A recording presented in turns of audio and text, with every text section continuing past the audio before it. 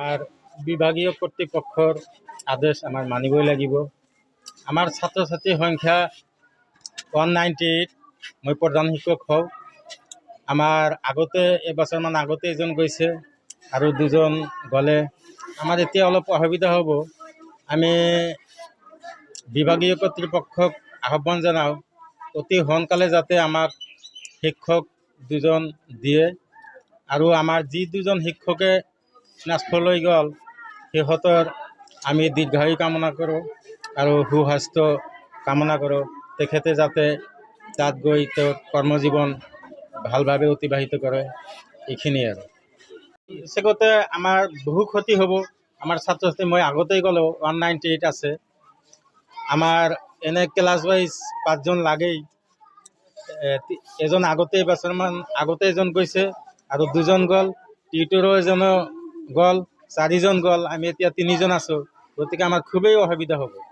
গতিকে আমি বিভাগীয় কৰ্তৃপক্ষক আমি আহ্বান জনাওঁ এই মাহৰ ভিতৰতে যাতে আমাক আৰু 3জন শিক্ষক দিয়ে বিভাগীয় কৰ্তৃপক্ষে।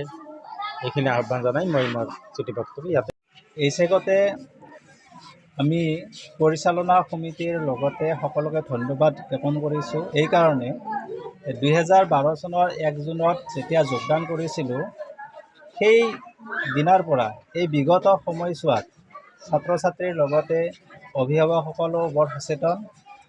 তেখেতসকলৰ লগতে পৰিচালনা সমিতিয়ে সকলো সময়তে আমাক খা খবৰ লৈছিল, আমি কিবা অসুবিধা পাইছোঁ নেকি সেইখিনি খা খবৰ লৈছিল। তাৰ লগতে আমাক উৎসাহ, সন্মান, সাহস গোটেইখিনিয়ে তেখেতসকলে আগবঢ়াইছিল।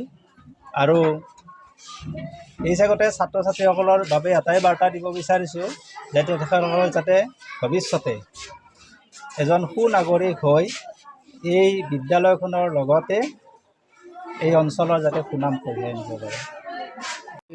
2012 চনৰ 1 জুন তাৰিখে আমি স্কুলত প্ৰথম যোগদান কৰিছিলোঁ। তেতিয়াৰ পৰা আজিলৈকে আমাৰ 12 বছৰ ইয়াত কৰ্মজীৱন আমাৰ অতিবাহিত হ'ল। আৰু চৰকাৰৰ নিৰ্দেশনা অনুযায়ী এই বিদ্যালয়ৰ পৰা আমি আমাৰ হোম ডিষ্ট্ৰিক্টলৈ ট্ৰেন্সফাৰ হৈছে।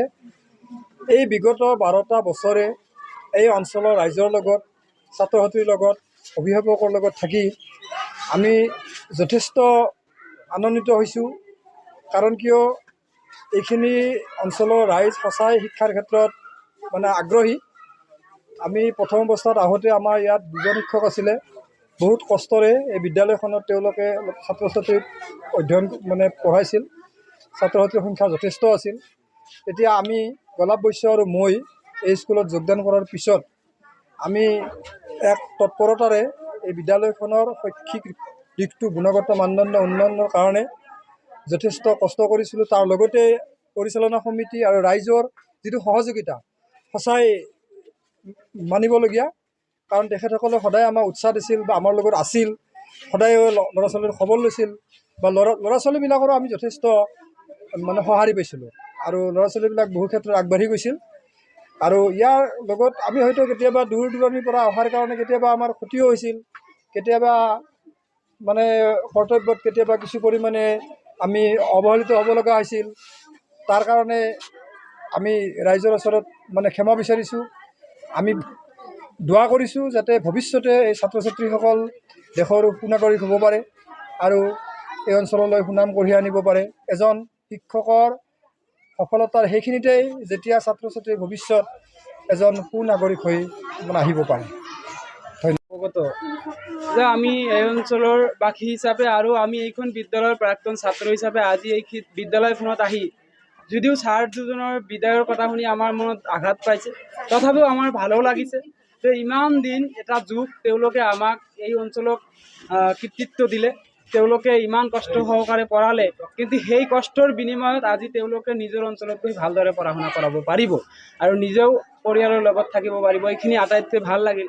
আৰু এটা বিষয় হৈছে যিখন আমি আটাইতকৈ সুখী যে আমি যিসকল ছাৰে আমাক স্বৰচুৰীয়াৰ পৰা ব্যঞ্জন বৰ্ণৰ পৰা আৰম্ভ কৰি বিভিন্ন শিক্ষা দিশত আগবঢ়াই লৈ গ'ল, সেইসকল ছাৰৰ বিদায়ী সভাত আমি আজি উপস্থিত থাকিবলৈ পাই আমি নিজকে গৌৰৱান্বিত অনুভৱ কৰিছোঁ আৰু অঞ্চলবাসী হিচাপে ছাৰ দুজনৰ দীৰ্ঘায়ু কামনা কৰিছোঁ। আৰু বিভাগীয় কৰ্তৃপক্ষক এই বিদ্যালয়খনত এই আগৰ এজন আৰু এই বৰ্তমানৰ দুজন বিধায়ক যিহেতু ল'ল এই বিদ্যালয়ৰ পৰা, গতিকে বিভাগীয় কৰ্তৃপক্ষই যাতে অতি সোনকালে এই বিদ্যালয়খন বা অঞ্চলৰ শৈক্ষিক দিশৰ প্ৰতি চিন্তা ৰাখি অতি শীঘ্ৰে যাতে 3জনকৈ শিক্ষক আকৌ এইখন বিদ্যালয়ত দিয়া হয়, কিয়নো এইখন বিদ্যালয়ত প্ৰায় 200ৰো অধিক ছাত্ৰ ছাত্ৰী ইয়াতে পাঠদান কৰি আছে, গতিকে ইয়াতে শিক্ষকৰ খুবেই প্ৰয়োজন। বাকীখিনি আপোনালোকে এই SMC বা তেখেতসকলৰ পৰা জানিবলৈ সক্ষম হ'ব। কি ক'ম, আমাৰতো এতিয়া আৰু ভাষাই নাই। আমাৰ যি দুজন শিক্ষক 2012 চনৰ পৰা আমাৰ ইয়াত আহিছিলে, অহাৰ পিছত শিক্ষাৰ মানদণ্ড ইমানখিনি তেওঁলোকে আগবঢ়াই দি থৈ গ'ল, আমি ভাবিব নোৱাৰোঁ। আৰু তেওঁলোকে যোৱাত আমাৰ স্কুলখনৰ যি ক্ষতি হ'ল, এই ক্ষতি পূৰণ হ'ব বুলি মোৰ বিশ্বাস নহয়। তথাপিও চৰকাৰৰ নিয়ম মানিবই লাগিব। তেওঁলোকো নিজৰ ঠাইত গৈছে, আমি তেওঁলোকক যদিও বেদনা পাই আছোঁ, দুখ পাই আছোঁ, তথাপি তেওঁলোকক ধন্যবাদ জনাইছোঁ যে তেওঁলোকৰ নিজৰ ঠাইত গৈছে। এটা যুগ আমাৰ ইয়াত শিক্ষাদান দিলে আমাৰ ল'ৰা ছোৱালীক, তাৰ কাৰণে তেওঁলোকক ধন্যবাদ। আৰু চৰকাৰক এটাই অনুৰোধ জনাম, আমাৰ 3জন শিক্ষক নাইকিয়া হৈ গ'ল। আমাৰ এইখন বিদ্যালয়ত 200ৰ ওপৰত ছাত্ৰ, আজি হেডমাষ্টাৰৰ যে কি কষ্ট হ'ব সেইটো আমি আৰু কি ক'ম। মই SMCৰ এজন জ্যেষ্ঠ সদস্য হিচাপে মই এইটোৱেই অনুভৱ কৰিব নোৱাৰোঁ যে এতিয়া কেনেকৈ স্কুলখন চলিব। শিক্ষক আমাৰ লাগিবই, চৰকাৰে যাতে আমাৰ এই নাটনিখিনি দূৰ কৰে।